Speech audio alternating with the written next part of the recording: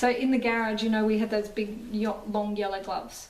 Okay, they're the type of gloves that you would be using if you had to use this. Okay. But okay, this is a caustic product. Okay, does anybody know what caustic does? It eats into products. So if this was a dirty stovetop and I've sprayed an oven cleaner on top of there, it's going to eat into the grease, but, and I say but, it's going to eat into the metal too. Okay, so caustic products, okay, do not ever use on top of any other surface other than inside of an oven. Okay. Inside of an oven, the actual product in there enables that, yeah, you can use this type of product in there. But on top of here, this one's stainless steel, that one's enamel, so it's total different, so don't use that. If I use this product to clean on the outside of here, or even to clean on the range hood filters, it eats into it and it gives it like a white. Have you ever got to a house that you've lived in before and it's got that white stuff which is around that? That's because people have used product like this to clean. Okay, so you don't use that. This product here, okay, it's a degreaser. It's a filter clean.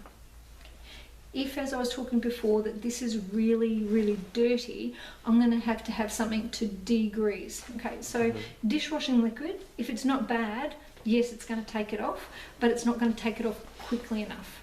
So this product here, filter clean, best used with boiling water. Okay, so if we go to a property and there's nothing here in the property, how are we going to get boiling water? In the we need to get a kettle by ourselves. Yep. Good answer. So in the bathtub is normally, and that's where we're going to put all of this stuff today. Okay, we're going to pull it all apart, degrease it, and pop it into the bathtub and see how it works. But to get the best effect is a kettle or a jug or whatever name you like to call. So you can get one from Kmart for like $10, $12 or something, so get one of those and pop it in your kit.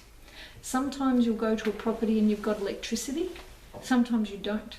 Sometimes you go to a property and you've got hot water and sometimes you don't. We don't have any control over that. Now, if you got to a property and there was no electricity and no hot water, what should you do? Look for the meter board, and if it's still not there. Yeah, the meter box there and you switched on, still not happening. Knock the neighbor's door. Knock on the neighbour's door. Yeah, that's what I do. I go with a bucket, go with $5 and say, excuse me, can I grab a bucket of hot water, please? Most people are happy to give it to you. If they're not home, then you're going to have a little bit extra time to be able to clean. And again, that's where you should be making that phone call to the office. Okay, so if we're cleaning on top of here, I want to pop some of the filter clean into a bucket and with some hot water. We're going to actually do that. Can you grab that bucket there for me behind you? The green one? Yep, green one's perfect. Okay, now this is not a very deep, like, you know, really heavily greased, but I'm still going to use the product here just to get some of that grease off there. Okay, so I don't have to use the actual jug to boil the water. If it was really greasy, then yeah, I'd use the jug here. Okay.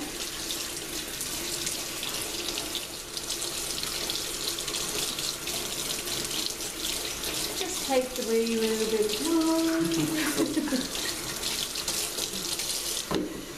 Okay. So if I've got, who uses oil to cook at home? Everyone. Yeah? Yeah.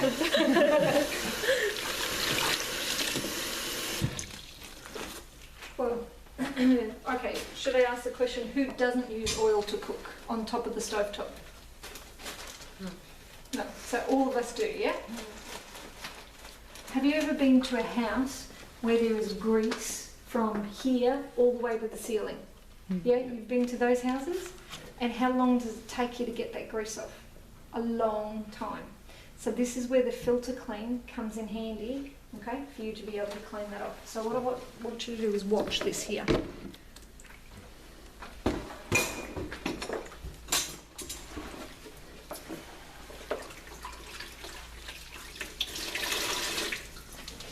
Okay, so can everybody see the grease that's back there? Yeah. Cool.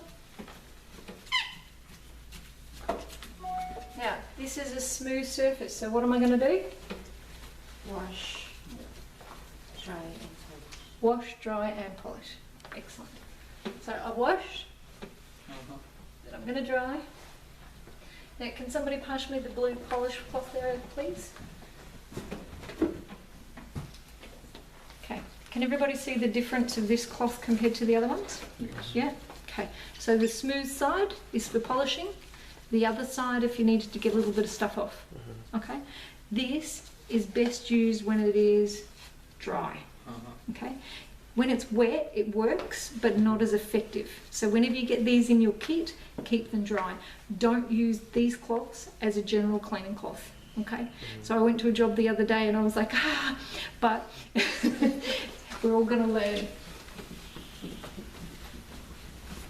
Now, did it take me a long time to actually clean that? Okay. Can you see the difference between that spot and the other spot Yes. Yeah. Yes. where it's been cleaned? Can you see that on the camera? Yes. Maybe where's the light? Yep. This Can is you the see clean surface and this is the uncleaned one. Yeah, yeah. So Okay, so to get the grease off, it was very quick and easy, wasn't it? It didn't take me a huge amount of time. Now, if I wanted to then also clean on my stovetop, I can do that there with the same product. Okay, so again, the same thing. I would be drying. Now, what's a good product to polish stainless steel with? If I wanted to make that shine, what's the best product that we've got here that's going to do that for us? The Amaze. nice. Yep, okay. So let's have a look behind you. Yep, the whole thing would be lovely. This. Yeah, okay. So before you know that I wet that, and you've got the Amaze on the top. So even if I wanted to clean that and it wasn't dirty per se, it just needed a little bit of a clean, the Amaze on the sponge is a really good product to actually help clean it off. Okay? Now, at the back there has got like a little bit of a build-up, so I can flip it around to the other side with the green sponge and give it a bit of a scour. Now, can you see how that went there? It was rather minute. Okay. So then I've got my cloth that I'm just going to wipe it off with. Now make sure when you're using the Amaze that you fully wipe it off. Okay? Otherwise you're going to end up with like a white paste. Okay?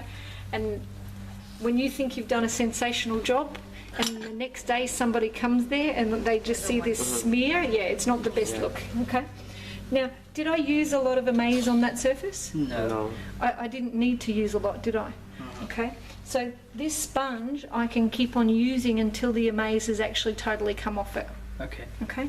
So I've wet, I've dried, and now I'm definitely going to polish. Now, I didn't polish the other side.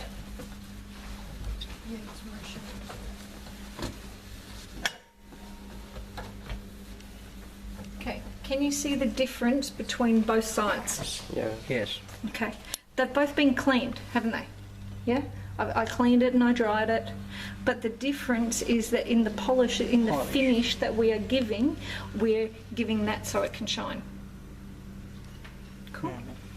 Yep. Now, let's have a look up and under the range hood filter with the camera, please. Okay. When we're taking the range hood filters apart, okay, each property you go to will have a different type of range hood, okay? And the way that you take it apart is the way that you put it back together. And I think I was explaining this the other day. So this one has got like some little things I'm just going to take down. So before I've moved any further, what I do is I pop it back up in the same way that I took it out. See, even then I was having a little bit of difficulty. Yeah, and then it's done. That way I remember exactly how I took it apart. Because the worst thing is you getting to a property, you're in a rush, you've taken it all apart, and then you're trying to put it back together, and you're like going, what do I do here? Okay, so if I'm starting to clean kitchen from the very beginning. Okay, so I take off that, I take off the stove top. Now I also take off the knobs, because generally you'll find, see the stuff that sits in underneath the knobs? Okay, now opening up the oven. I'm going to take off the knobs off the front of the oven. Now there should be a light there. There we go.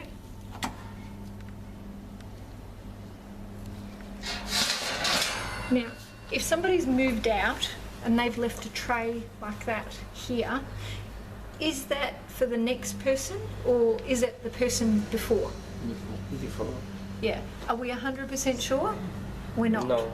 Okay. So I would clean and degrease that tray and put it back in there, just in case the owner of the property provided that for them. Okay.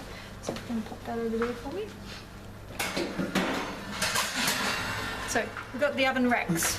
Now this rack is not really very dirty, but how am I going to get that off? What's the best product?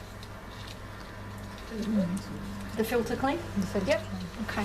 So before, what I was discussing, when I take down the actual filters, take all of these things off, take the stop, yep, and I take all the trays out. I'm going to put into the bathtub. I put the water in first, then I put in some of the filter clean, I dissolve it, and then I put everything in. Now, filter clean, if I'm putting any of these actual filters in there, the maximum time, like the very maximum is 10 minutes. Okay? The reason for that being is the product will start to send this black. Okay. These are stainless steel. They're hardy, not a problem. They can stay in there for however long it takes for them to degrease. Okay. Okay? But the filter cleans, no. 10 minutes maximum. Okay. Once you've actually taken the product out of the filter, the stuff out of the filter clean, you rinse it, dry it and put back. Now, how am I going to get that stain off there? With stainless steel? Yep, cool. So the stainless steel scourer, after I've put it into the filter clean, takes care of the degreases all the grease, etc. And then I'm going to use it. I'm going to rinse it off and then I'm going to dry it. If I rinse it off and then put it back in there, I'm going to end up finding that I'll have like a little white marks and stuff all over that. So it definitely has to be dried. Okay.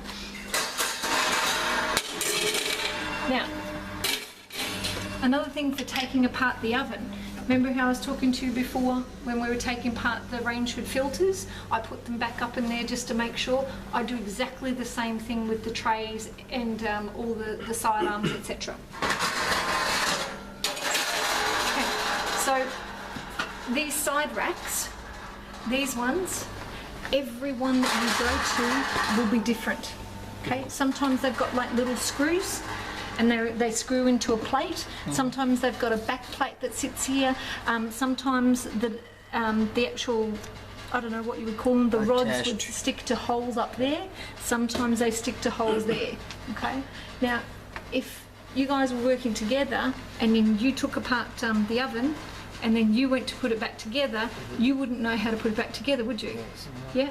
Okay, so if you've taken apart, you put it back together, okay? Yes. Alright, so this one here, all that did was I lifted that up and I was able to put that back in. So, because I've taken that one side out, I'm going to put that back in immediately. And yep, okay, I know now how that I've done it. If I've done it that way, I'll remember then for when I go to put it back, because I've already put it back and that memory's already in my brain. Does that make sense? Yep. Yes. Yep, cool.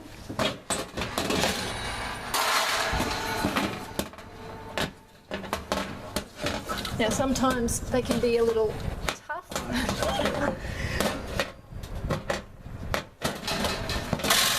There we go. Okay, now when I'm cleaning inside of the oven itself, so can I just give those two and pop up behind you? Now we've got the actual oven glass. Okay, what is the best product to clean inside the oven? Oven spray. Alright, so we've got the oven spray. Okay, now this is not a very dirty oven. So why do I need to use the chemical? Try to use the wet cloth. Okay, Or alright, a so lace. let's have a go. We've got a wet cloth and a dry cloth, so we've got nothing on it. Has that cleaned it? Can you still see the brown stuff that's on there? No.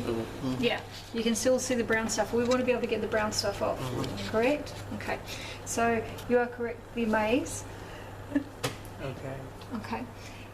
If this was really dirty, okay, and I had to use the spray, I'm going to use my gloves up to here. Okay. I'm going to use something to cover my face, something to protect my eyes. Then I'm going to close that.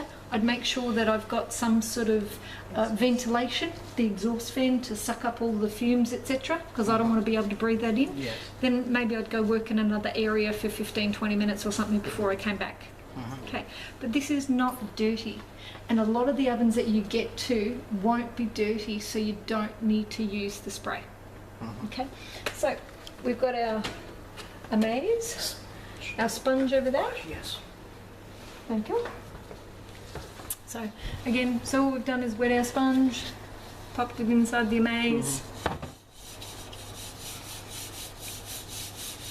Now, is that going to be enough, just popping the amaze like that, to be able to get it clean? Not really. No. No. You need something a little bit. Yes. Yeah? Use the other side? Okay. So you can see it's taking it off. Yeah? Yes. Is it taking it off quick enough? Not really, is it? Okay. So can you pass me the stainless steel scourer that's over there?